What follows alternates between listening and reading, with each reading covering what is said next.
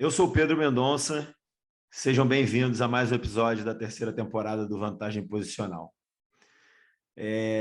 Mais uma vez eu posso dizer para quem está vendo, para quem está ouvindo, para quem está vendo no YouTube, para quem está ouvindo também no YouTube, mas também no Spotify,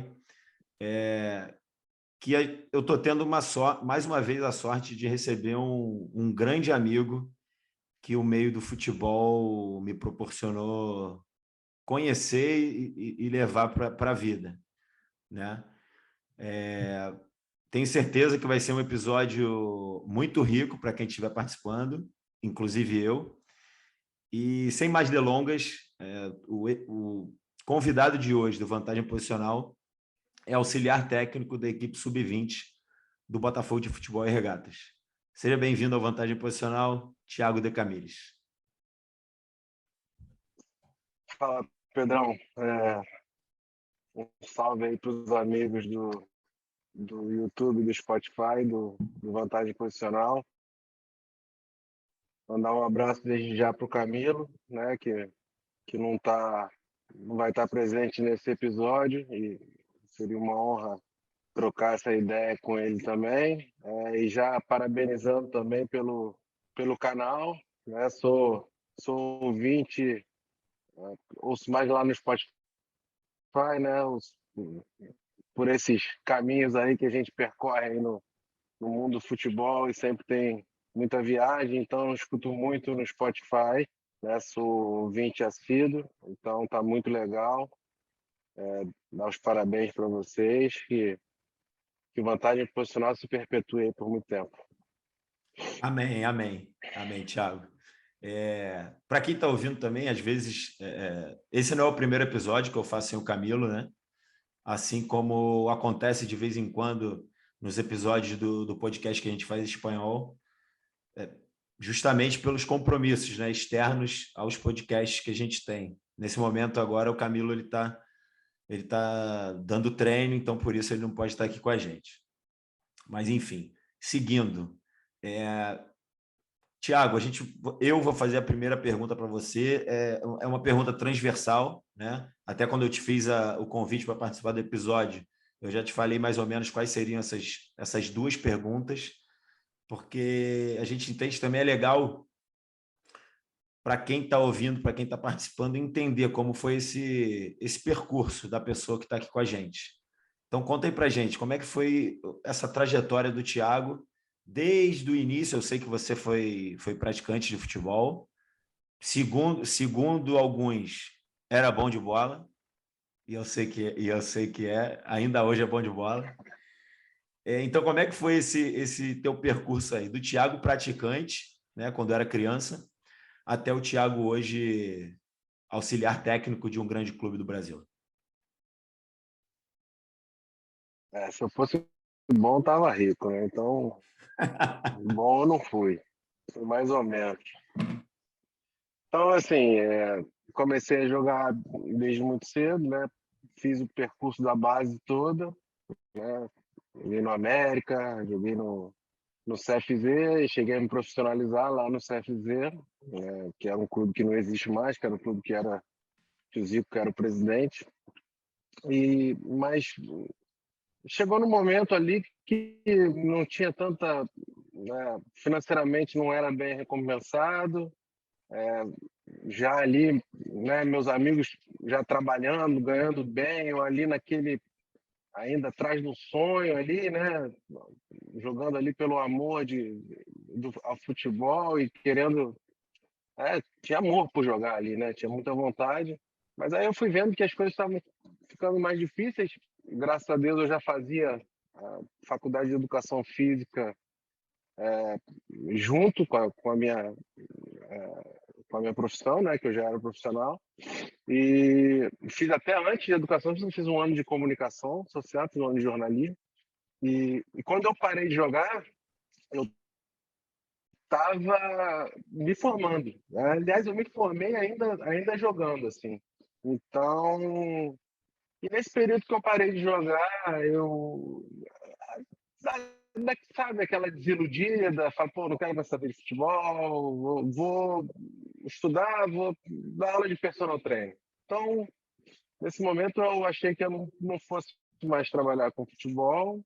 Fiz um curso de pós-graduação, de treinamento de força, né, para me atualizar um pouco, porque estou completamente fora do mercado de trabalho. Já estava formado, mas estava fora do mercado. E comecei a trabalhar, isso por volta de 2001, assim, 2002.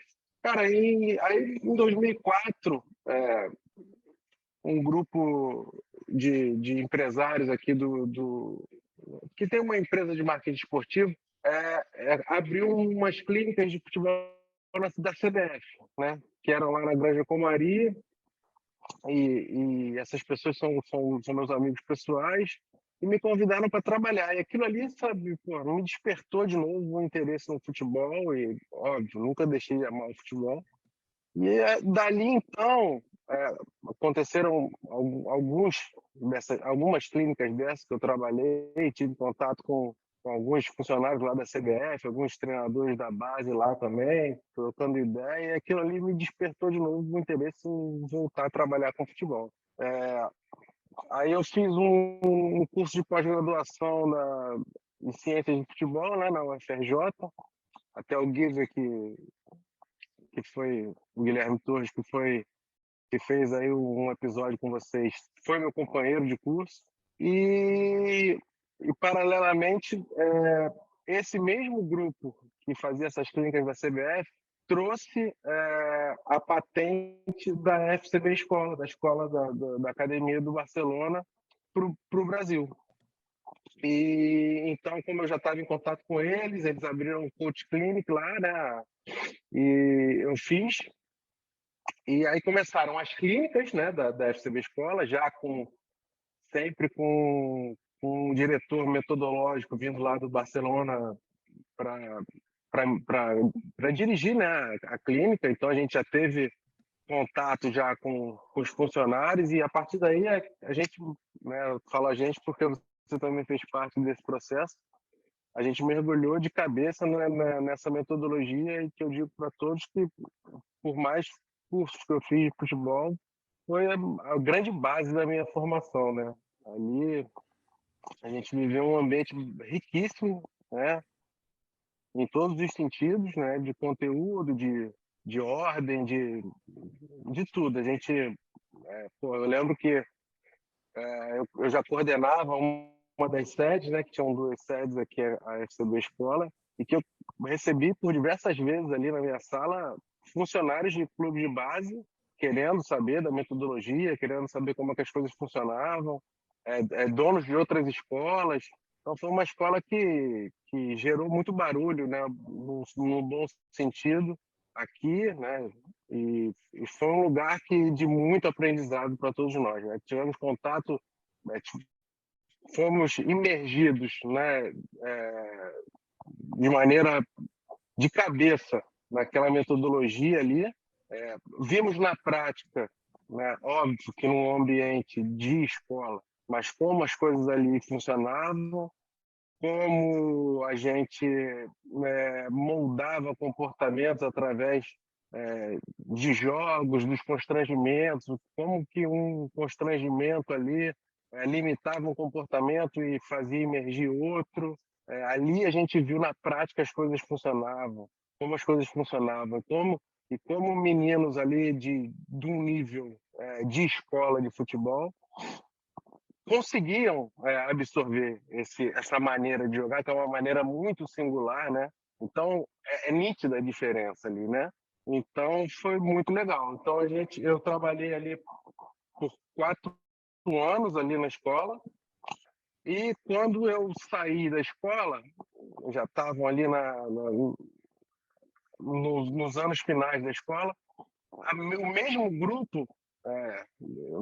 grupo de investidores arrendou um clube de base, arrendou o Barra da Tijuca, que é um clube que tem futebol profissional, mas arrendou a base desse clube. E levou mais ou menos muitos funcionários lá que trabalhavam na FCB Escola para montar uma estrutura de trabalho mais ou menos parecida. E aí eu fui ser técnico do treinador do Sub-15, do Barra, e E aí eu migrei para uma outra realidade de futebol, para um outro mercado, né? O mercado do alto rendimento. E fiquei lá no Barra por 2 anos, fui treinador do Sub-15 e do Sub-17. Também foi super importante para minha formação esses 2 anos lá.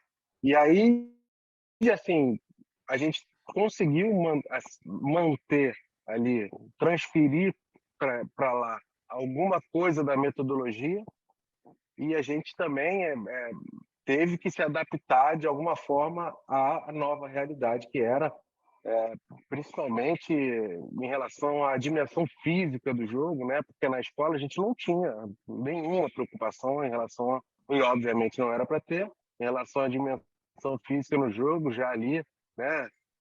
Montar treino de acordo com o controle de carga.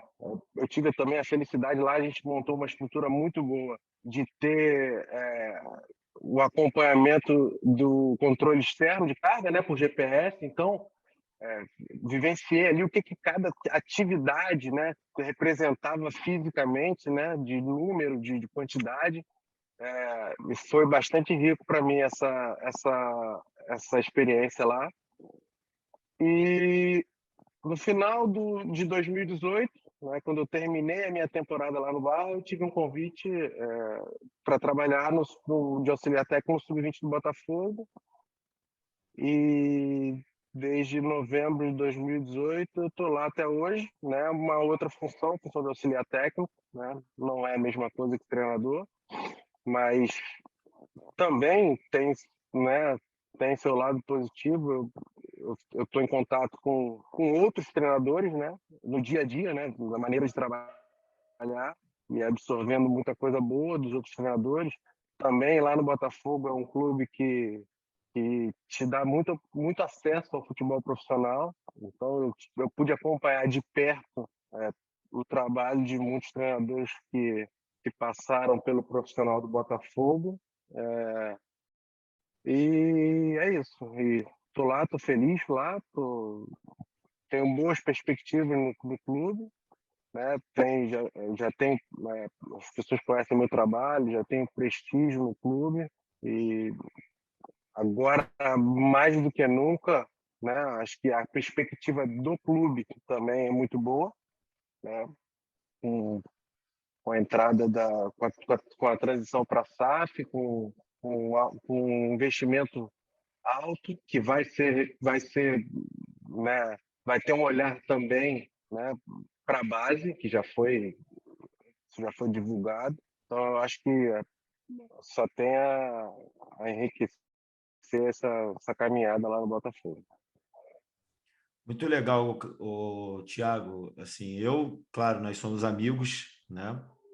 Então eu já, de certa forma, participei de um período da tua formação enquanto treinador.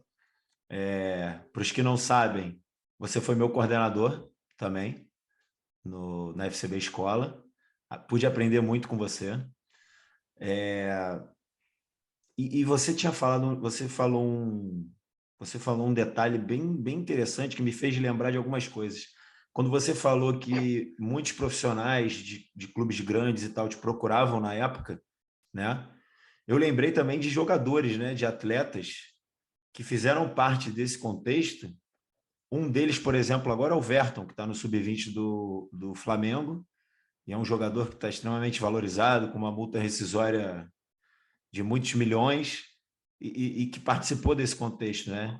Eu estou pegando o exemplo dele porque, de repente, é o que tem mais visibilidade ao dia de hoje, mas a gente teve outros tantos que estão em várias outras equipes de futebol de base. E concordo com você porque, assim, aquele ambiente, para mim, se é que a gente pode falar de um ambiente que mais fez uma diferença positiva, né? Eu acho que também é a soma dos lugares, né? Das experiências que a gente tem na vida. Mas se eu pudesse escolher um, acredito que seria esse também.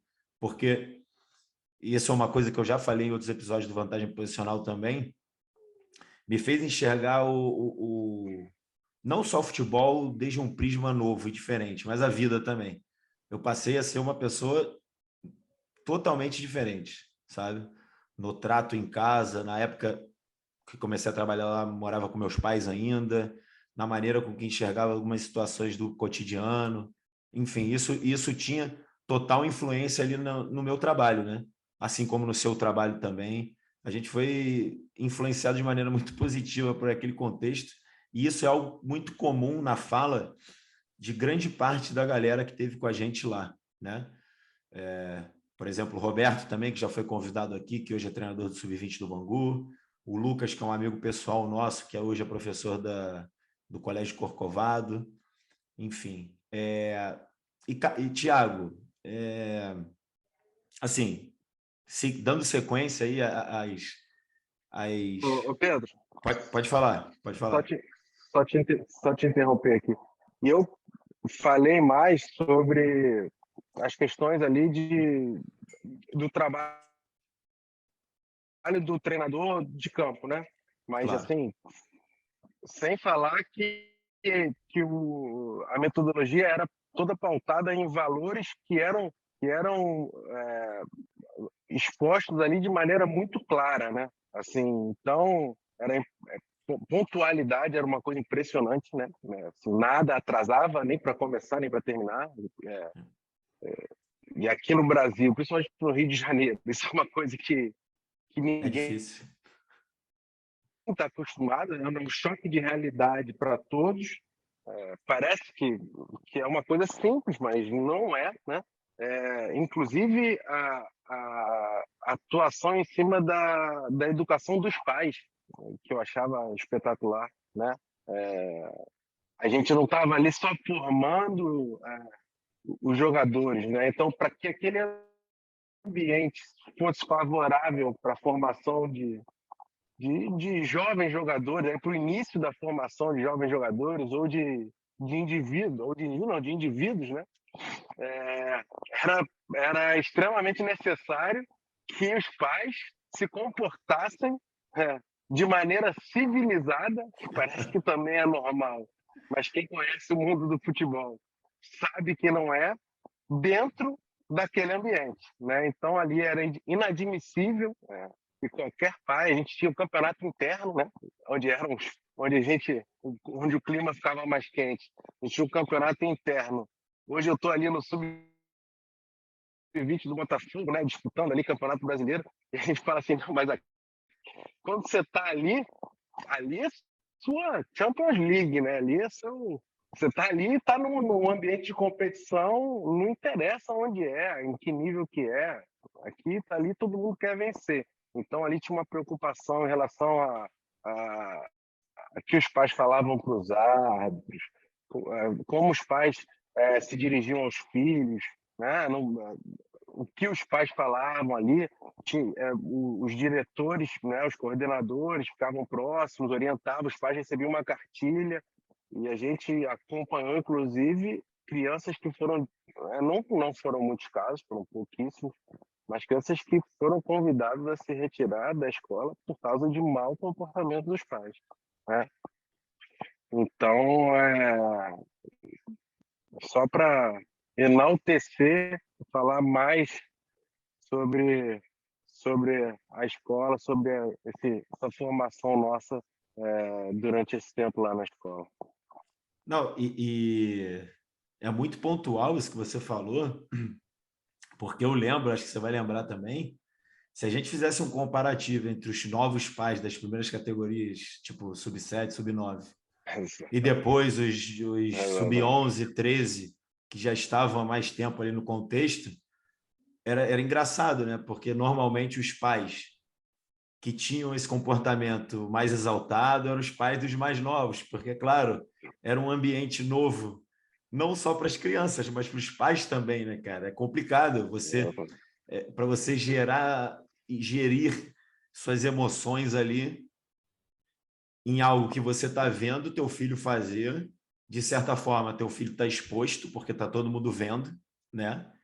E aquela coisa de, pô, eu estou falando com o intuito de ajudar, mas até que ponto eu estou ajudando e até que ponto eu estou prejudicando. Então, eu acho que inclusive os pais precisavam dessa vivência, né?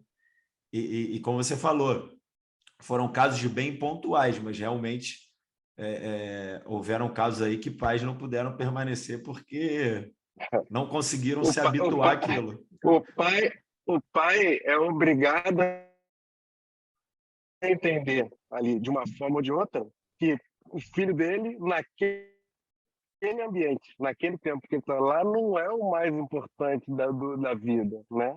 Que para o pai é sempre, mas ali o contexto, o ambiente é mais importante do que o filho dele. Né? Com, com certeza, com Basicamente é isso. certeza. Com certeza, Thiago. Enfim, eu costumo falar que todo mundo deveria ter a oportunidade de vivenciar aquilo ali, né? E aí não estou entrando nem... Eu digo isso de maneira geral e bem globalizada, porque, por exemplo, esse exemplo que você deu, ele, a princípio, entre aspas, ele não tem... Ele não é algo de jogo ali, algo tático, né, de um conhecimento mais de jogo, mas ele tem total influência no jogar. Isso é um fato que a gente viveu bem, a gente sabe. Eu queria saber de você agora,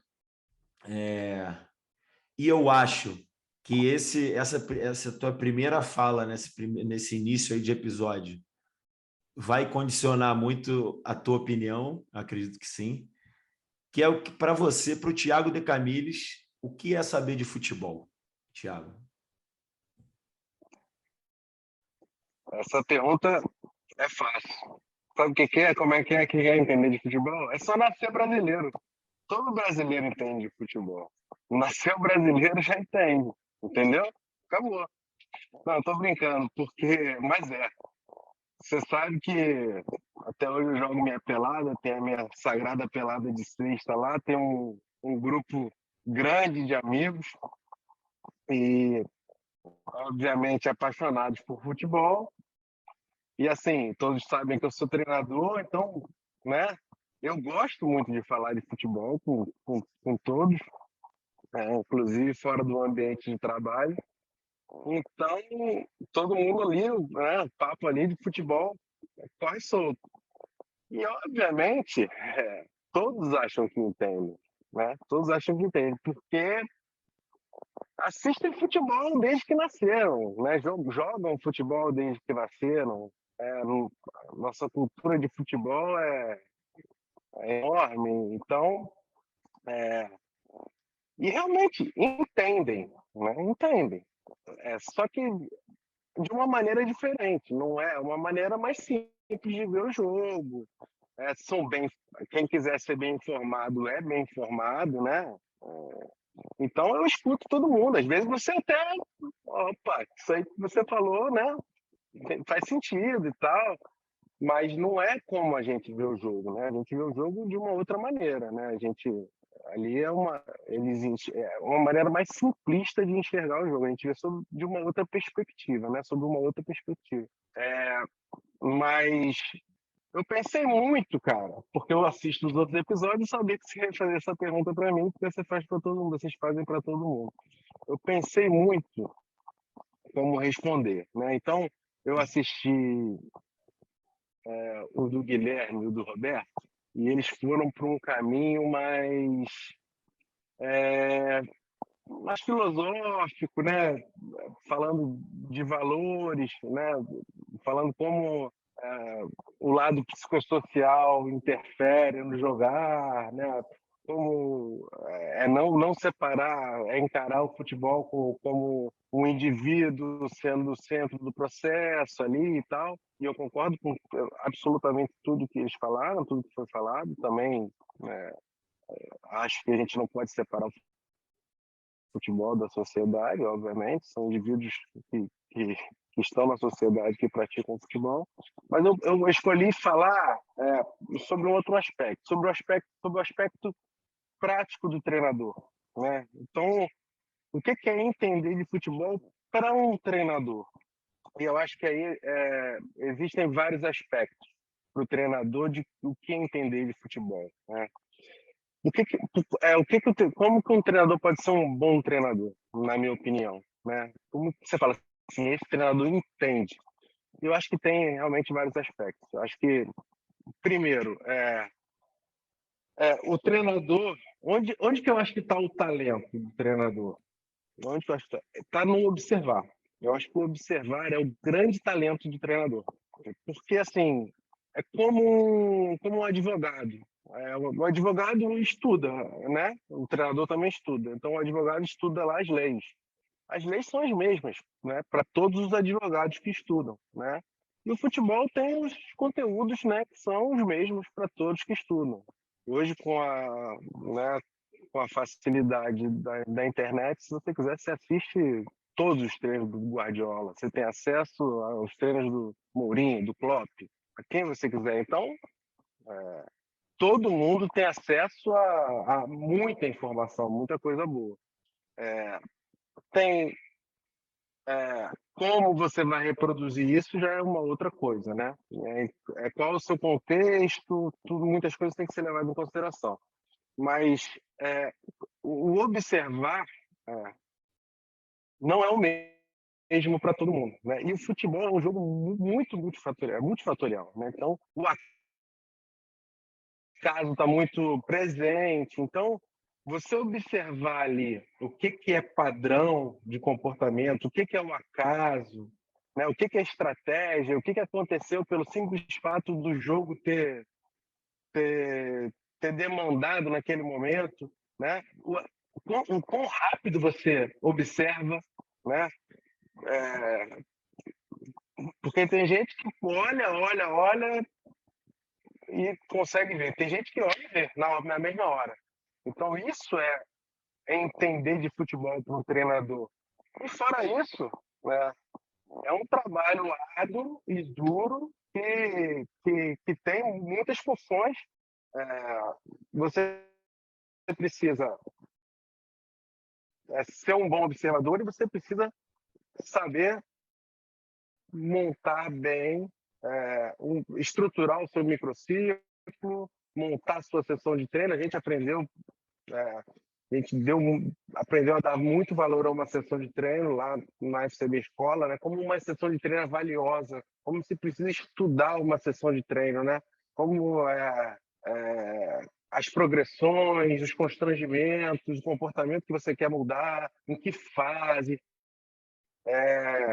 os rodízios, o tempo, de acordo com o controle de carga, que demanda física que aquela atividade vai te trazer. Então, cara, é uma arte, né? Você montar um microciclo, uma semana de treinamento e uma sessão, né? Então, além de você observar bem, você tem que saber moldar os comportamentos que você quer que sua equipe tenha. Fora isso, você tem que lidar com indivíduos que têm os seus anseios pessoais, né? Que têm,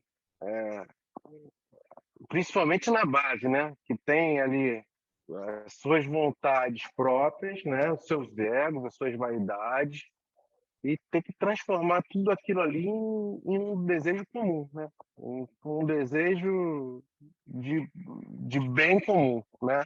Então, isso também é uma outra arte, né? Você tem que observar o grupo, saber quais são as lideranças. Tudo isso é entender de futebol para o treinador, né?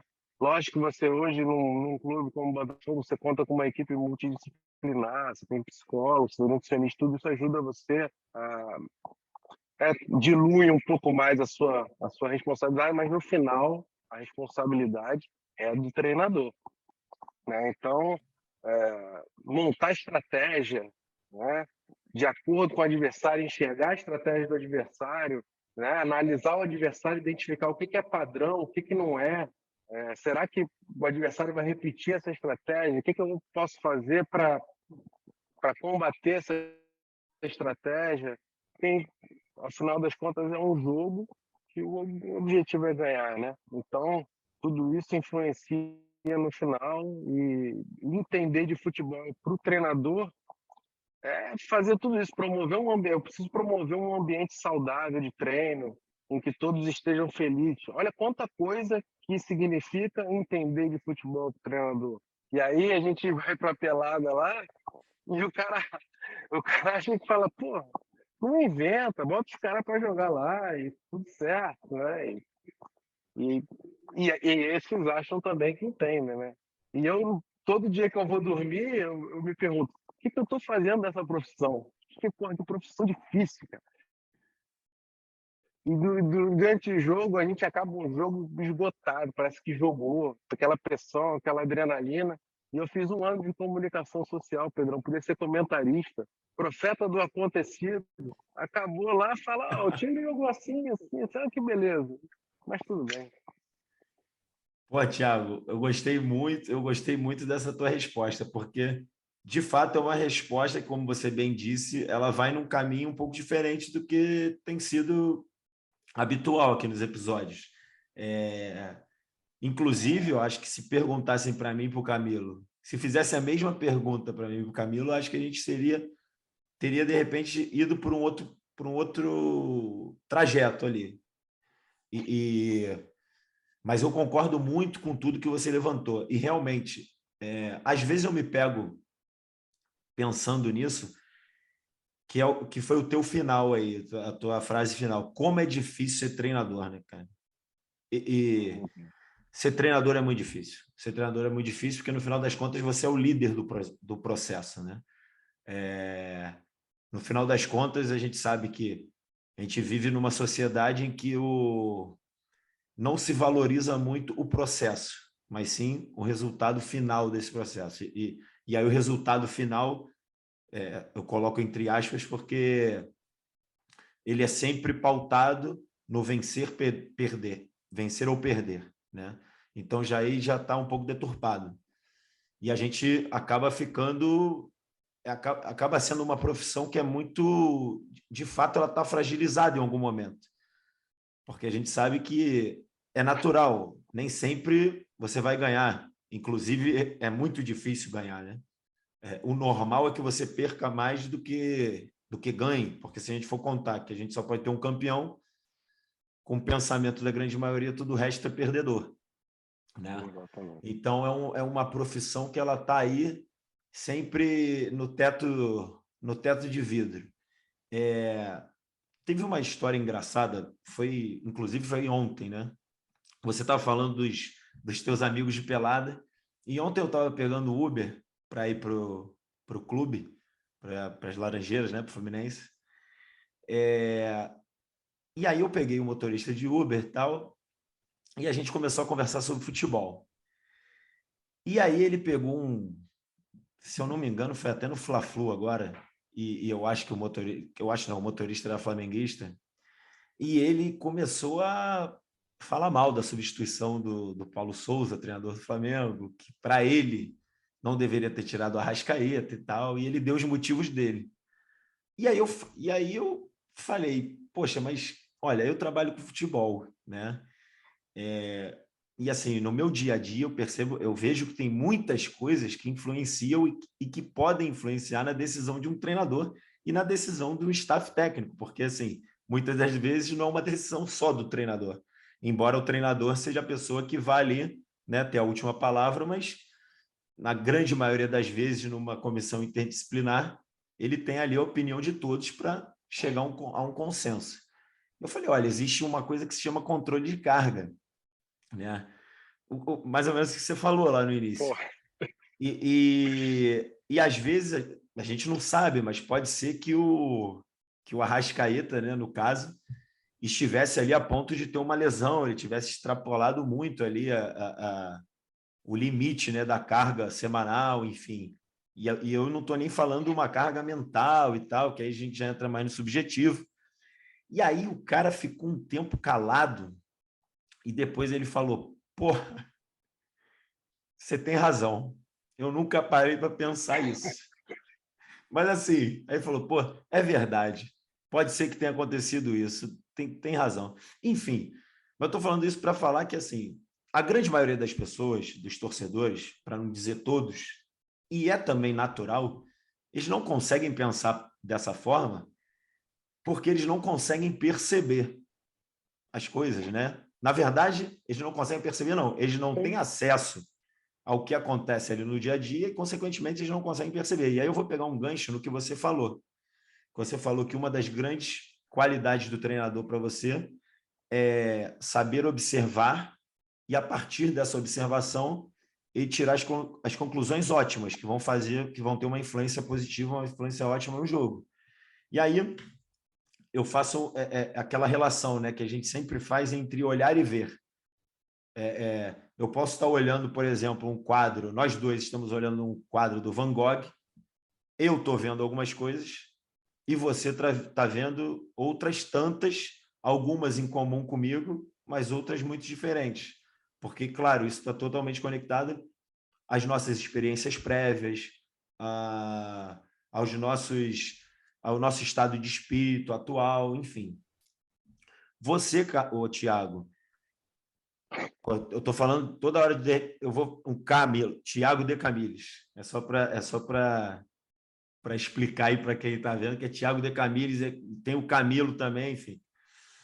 Você é uma pessoa, um treinador que passou por alguns contextos de formação diferentes, né?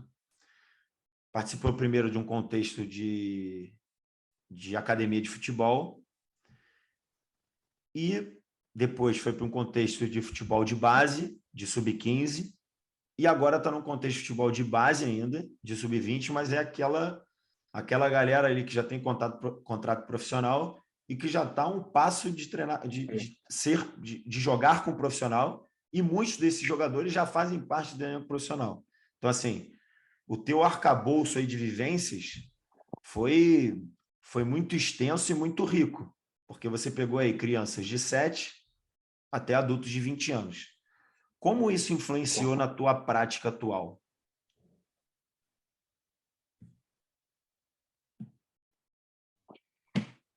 É, verdade. Só pegando um gancho aqui, falando que você estava falando ali do. Fez uma analogia ali com o quadro do Van Gogh.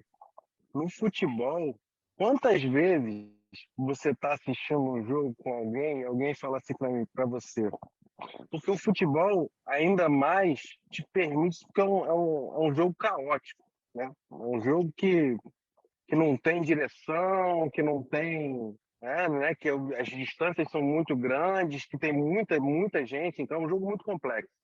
E quantas vezes você está assistindo um jogo e alguém está do seu lado e fala assim, porra, olha lá, pô, aquele time lá, aquele fulano não está jogando nada e, pô, tem que tirar fulano, colocar ciclano e atacar mais pelo lado direito. Aí você fala assim, caraca, mano, eu não estou vendo, eu estou vendo outra coisa.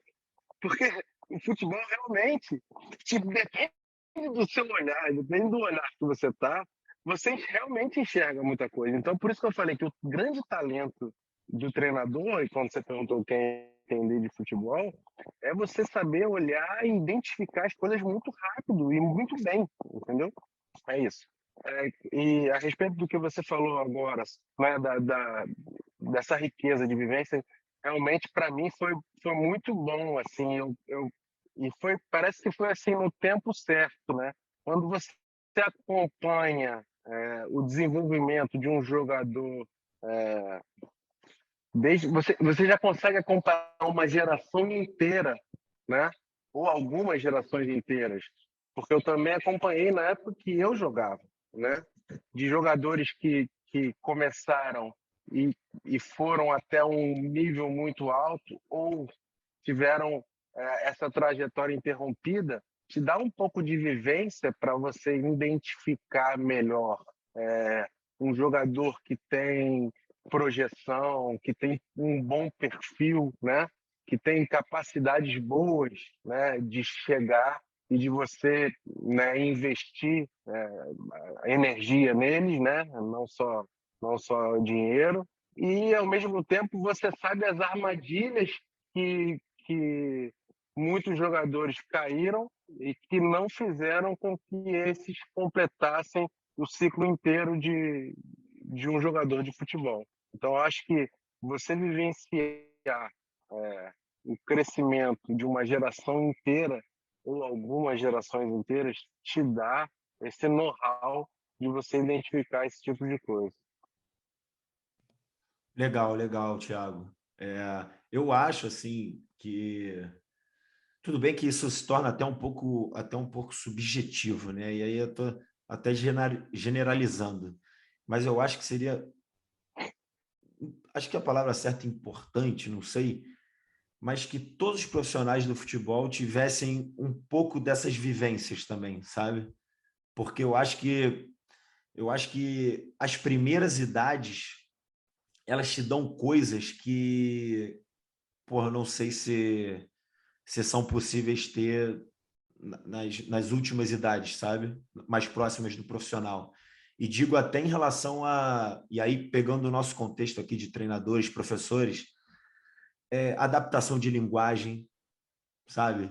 É uma coisa que você aprende a colocar na prática, porque a gente tem aquilo construído, conceitos construídos na cabeça, que por vezes são complexos, né, da maneira de se comunicar. E, cara, como é que a gente vai fazer para passar esse conceito de uma maneira simples e que seja de fácil entendimento para um menino de 7 anos, para um menino de 9 anos? Cara, será que é importante deixar o jogo ser mais solto, de repente, ou não? Sabe, são coisas que eu acho que só as primeiras idades ali, as primeiras categorias do futebol de formação te permitem ter contato. Não sei se você concorda comigo.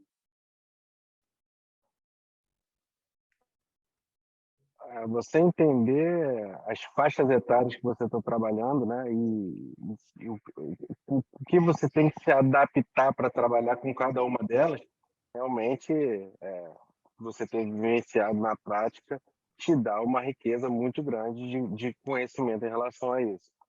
Isso que você falou também é muito legal.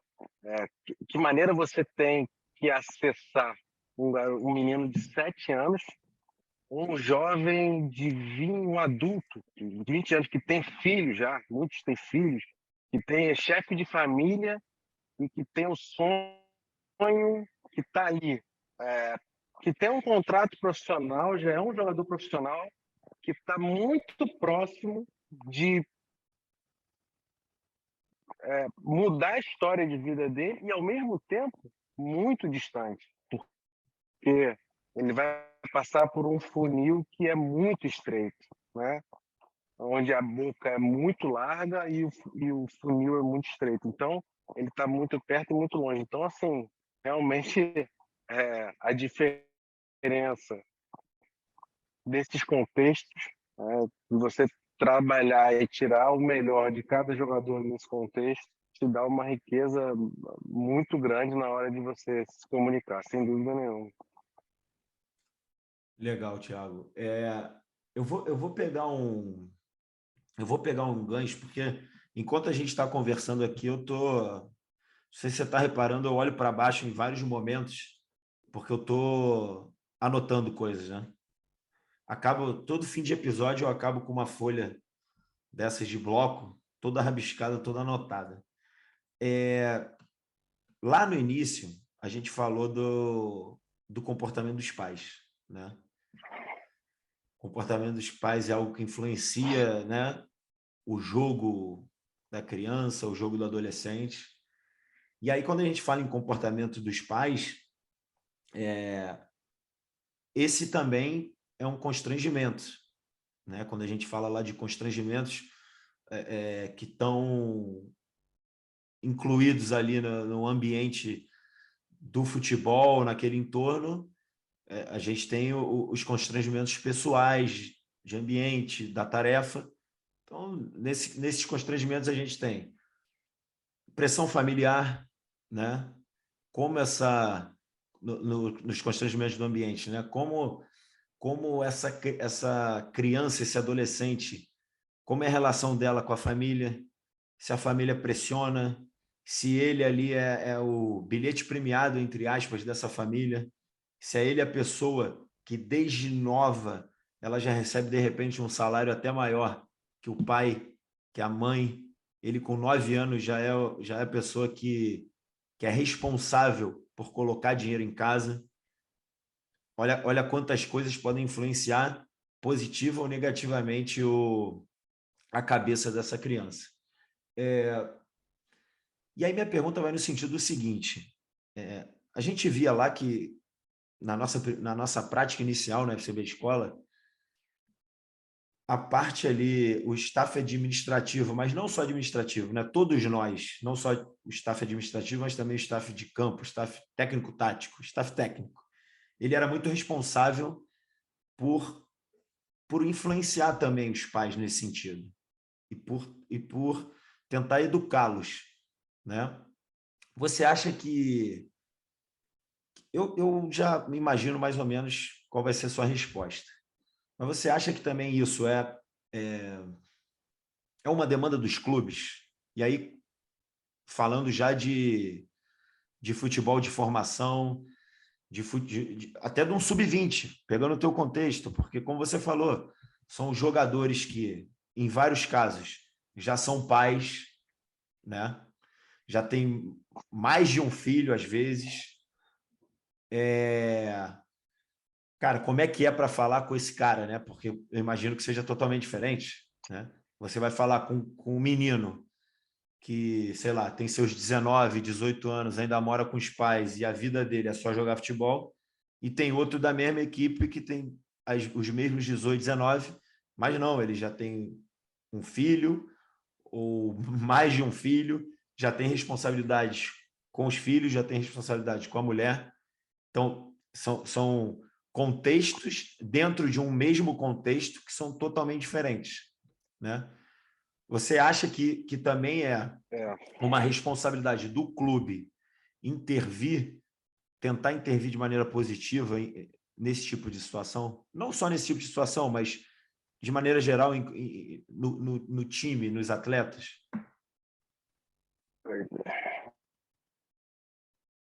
Cara, esse é um assunto muito complexo, né?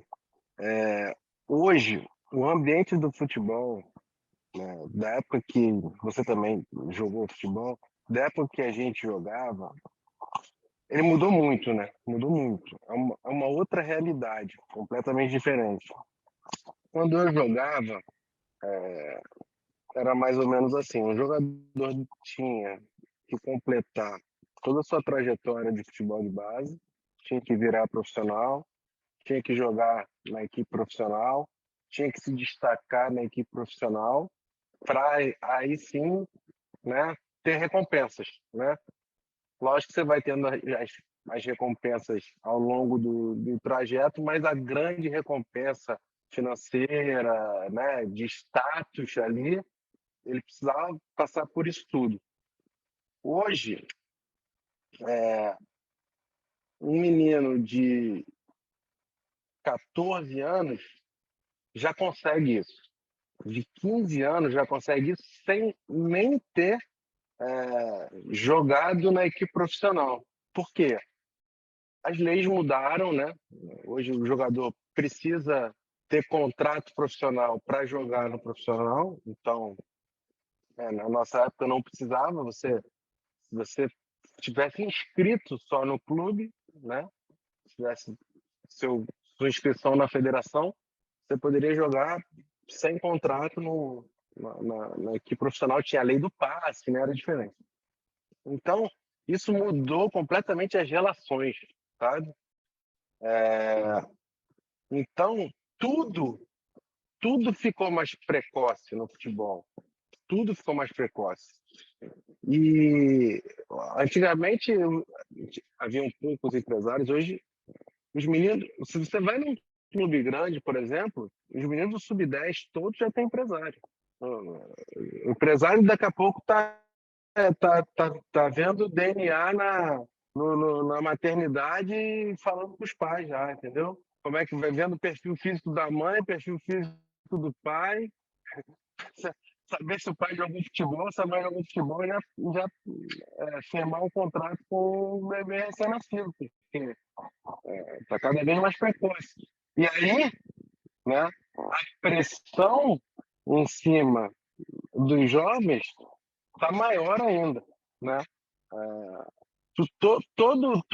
Porque a nossa cultura de futebol é imensa, né? O futebol é um meio de ascensão social rápido, né?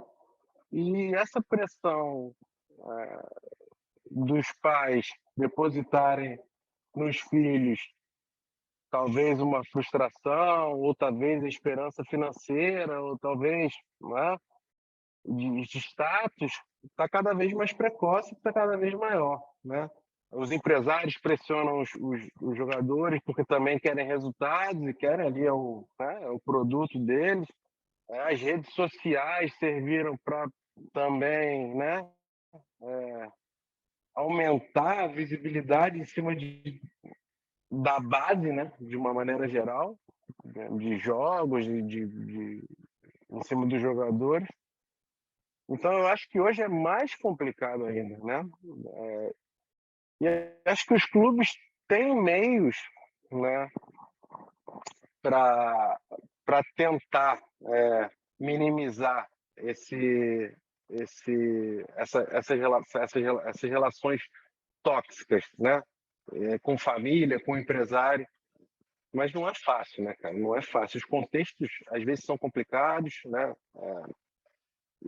Às vezes o jogador fica no clube. Tem clube que consegue manter o jogador lá dentro por muito tempo, né? Que tem dormitório, tem, né, refeitório, o jogador almoça, toma café, almoça, lancha e sai, passa às vezes o dia inteiro no clube, mas às vezes tem clube que o jogador passa, sei lá, 3 horas no clube e vai embora, né? O restante do tempo está no contexto social dele lá, com família, com amigos, né? Então ele é influenciado de muitas maneiras, né? Por muita gente. E os clubes têm os psicólogos, têm as assistentes sociais que tentam ajudar de alguma forma. Eu acho que conseguem muitas vezes e outras vezes, né, não conseguem. Eu acho que quando a gente fala de formação, né, eu, eu sei que nós pensamos de formação integral de um indivíduo, né?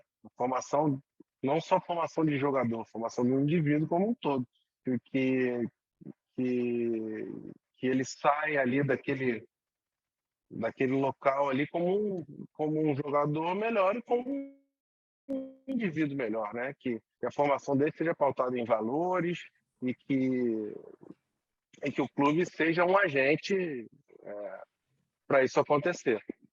Mas é muito complicado, Pedro. Eu tenho observado lá no Botafogo, assim, é difícil. A gente tenta, eu sei que o clube tenta, e às vezes é bem sucedido em alguns casos, em outros casos não. Mas eu acho que o clube tem. Você perguntou se eu acho que o clube tem responsabilidade, eu acho que sim. Eu acho que sim. E eu acho que quanto mais cedo, né, o clube conseguir agir em torno desse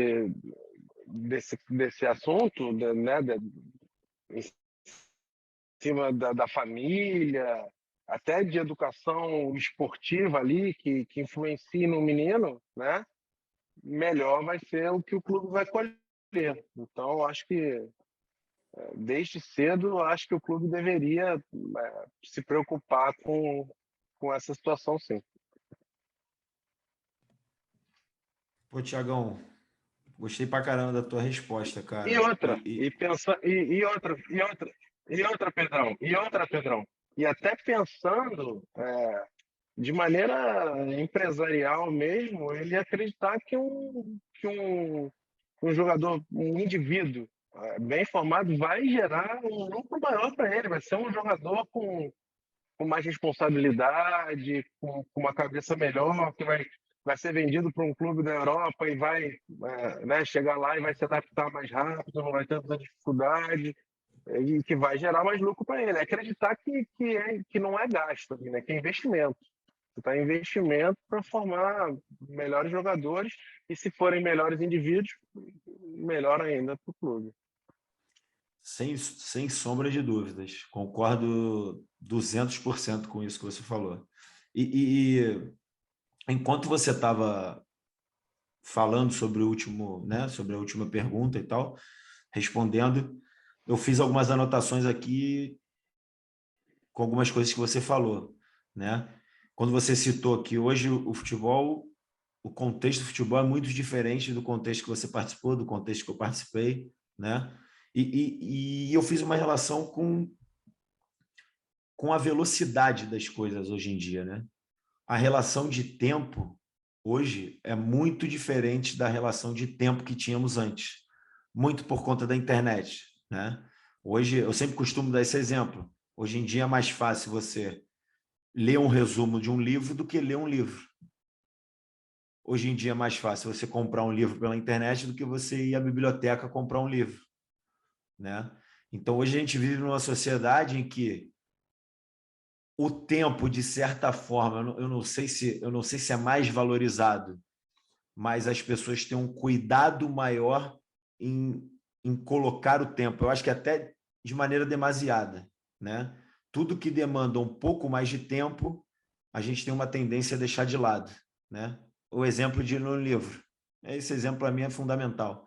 Eu vejo em casa, né? Eu tenho um filho de 9 meses que ainda não lê, mas eu tenho um enteado que tem 13 anos.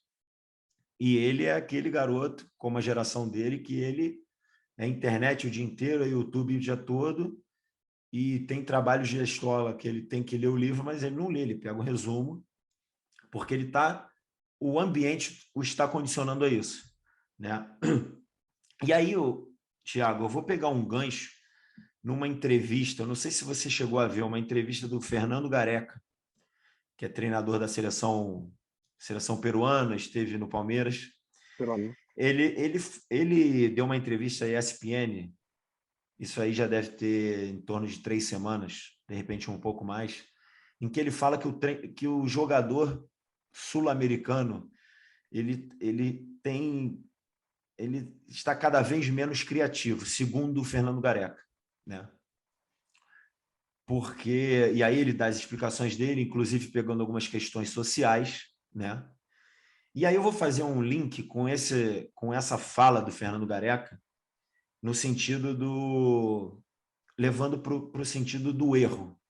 O erro como fundamental num processo de formação, mas o erro também como algo que não é visto com tanta receptividade no mundo atual, né? Dependendo do erro que você comete, você está morto para várias situações da vida, né? Então isso acaba acarretando também medo na tentativa de fazer algo novo e algo criativo.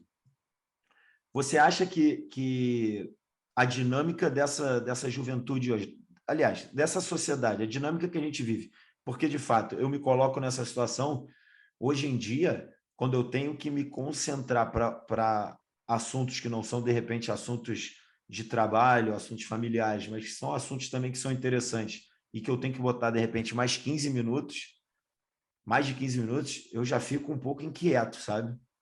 Eu já me sinto diferente do que me sentia antes. Então, claro, isso também influencia a gente.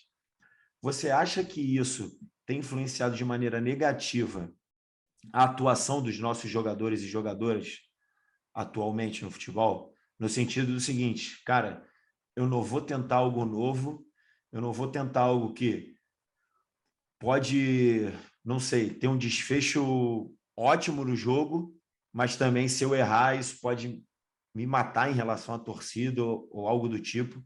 Então eu prefiro não tentar. Eu prefiro ser o burocrático ali que de repente vai tocar para o lado e eu não quero ter compromisso com isso. Você acha que existe essa influência?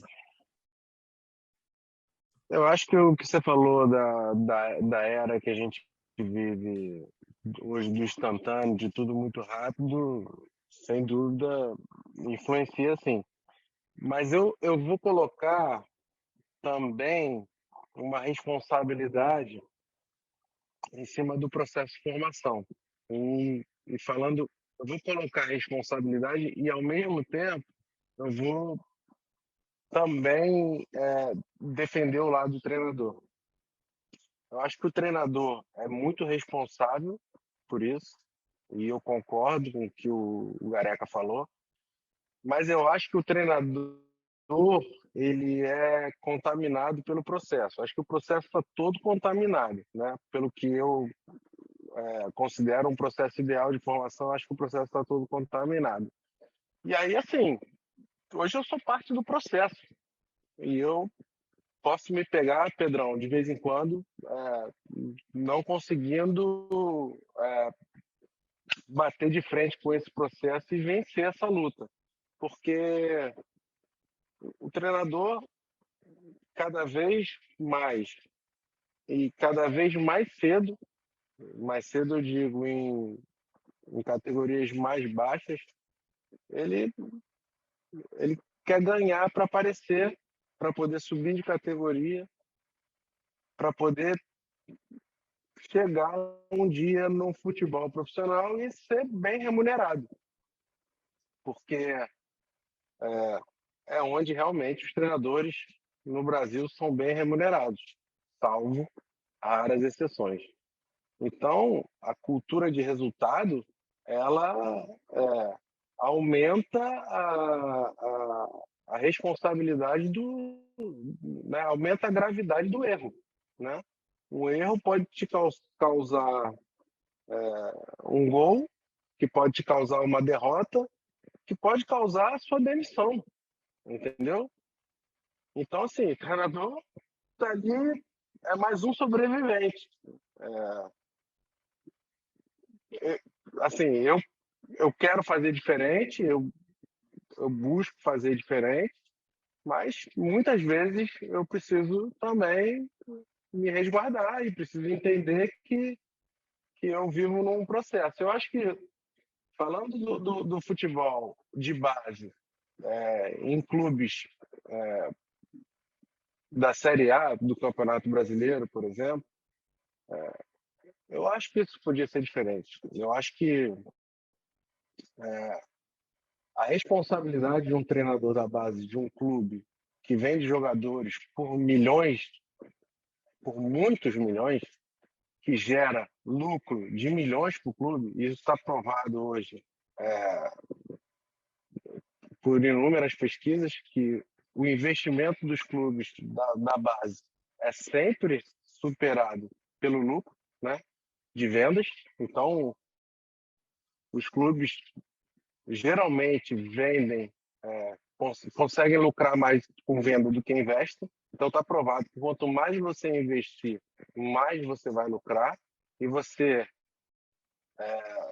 admitindo que um treinador, os treinadores que lapidaram, que formaram, que moldaram um jogador desse que vale milhões, que eles não tiveram, você não admitir que eles tiveram influência direta no lucro que essa empresa teve, é você achar que qualquer um pode treinar um jogador, que ele é bom e que ele vai ser bom de qualquer maneira. Eu acho que ele vai ser bom de qualquer maneira, mas eu acho que ele pode ser melhor ou pior. Então, óbvio que eu não vivo no mundo utópico e achar que um treinador de base vai ganhar 100, 200 mil como ganha um treinador profissional, mas eu acho que ele pode ganhar um pouco mais, o que vai ser fundamental para ele tomar melhores decisões, se dedicar mais, ter, poder. Tem muitos treinadores hoje, Pedro, de time grande, que precisam ter outra fonte de renda. Não vivem só do futebol, porque não é o suficiente para se manter. Então, acho que isso vai fazer cada vez mais você ter jogadores melhores. Esse processo que já é muito precoce vai ser facilitado se os treinadores forem, né, se todo o ambiente, toda a estrutura for melhor e que os treinadores sejam melhores remunerados. E nesse processo também há uma estabilidade maior para que o desenvolvimento individual de cada jogador, né, seja também tão importante quanto o resultado. Entendeu? Então, acho que esse processo todo é um pouco contaminado e como você falou, o erro passa a ser muito grave, isso, né? E aí o medo de errar acaba realmente tolhindo, pode ser que acabe por tolir a criatividade do jogador. Então, eu acho que isso tem influência direta, sim, entendeu? Você não pode, eu acho que você, pô, você está lá no sub-20 do Botafogo, né? Você está lá lidando com o Matheus Nascimento, que é um jogador que estava lá com a gente ano passado, que vai render milhões para o clube. Você está agindo diretamente num ativo do clube que vai gerar milhões para o clube. Então você tem muita responsabilidade, entendeu? Eu acho que isso é um olhar que o clube deve ter para a base. A base não pode mais ser encarada como gasto para o clube, tem que ser encarada como investimento. Eu acho que, de uma maneira geral, no Brasil, isso tem que melhorar. Ô, Thiago, vou te falar uma coisa, cara. A gente está chegando no fim do episódio, mas o que eu vou falar é que é uma pena isso, porque você tocou em assuntos que, acredito eu, pelo menos eu não lembro, a gente ainda não tocou no vantagem profissional. E esse assunto que você tocou, eu considero como extremamente importante. Inclusive, eu concordo com você 100%. Eu acho que os treinadores de futebol de base deveriam ser muito melhor remunerados. Mas, assim, sem sombra de dúvidas, porque, como você mesmo disse, são eles os responsáveis por aquele primeiro contato na formação dos jogadores que vão render muitos milhões para os clubes, né? Então, assim, como você não remunerar bem os caras que vão ser fundamentais no teu processo de formação e no que para você vai gerar E milhões e te digo, milhões mais à e te digo frente. mais, tem treinadores que têm um perfil de formação muito boa e que poderiam ser Concordo. treinadores de base a vida toda. Que eles poderiam ser valorizados cada vez mais, né? E ficar ali por muito tempo, mas muitas vezes eles não querem porque querem ir para o futebol profissional por conta da remuneração. E Exatamente, talvez não exatamente. tenham um perfil tão bom de ser treinadores de profissional. Concordo com você, concordo com você. E assim, eu tenho uma impressão que muitos desses profissionais gostariam, como você falou, de estar no futebol de Exatamente. formação para a vida. E só Exatamente. saem desse Exatamente. ambiente para tentar garantir uma estabilidade financeira, né? Que infelizmente o futebol de formação não promove ainda.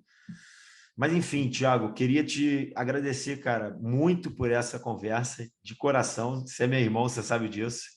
Gostei demais, tá, enfim, de todas as tuas respostas, da nossa interação aqui. Fiz muitas anotações, muitas mesmo. Tinha muito mais de perguntas para fazer, mas infelizmente a gente chegou no tempo aí limite. Irmão, brigadaço por ter disponibilizado aí teu tempo para estar aqui comigo.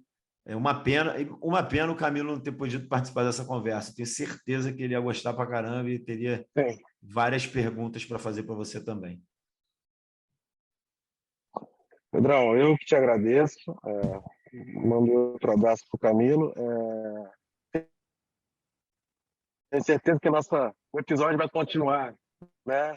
Entre nós aí no churrasco, tomando uma cerveja, na resenha. E desejo para você, irmão, toda a sorte do mundo na sua carreira. Sei que você vai longe e pode contar comigo sempre. Eu sei que um dia a gente vai estar trabalhando junto mais uma vez, tá? Obrigado por tudo aí. Um grande abraço. É isso, irmão. Com certeza. Então, finalizamos aqui mais um Vantagem Posicional. Nos vemos na próxima. Grande abraço.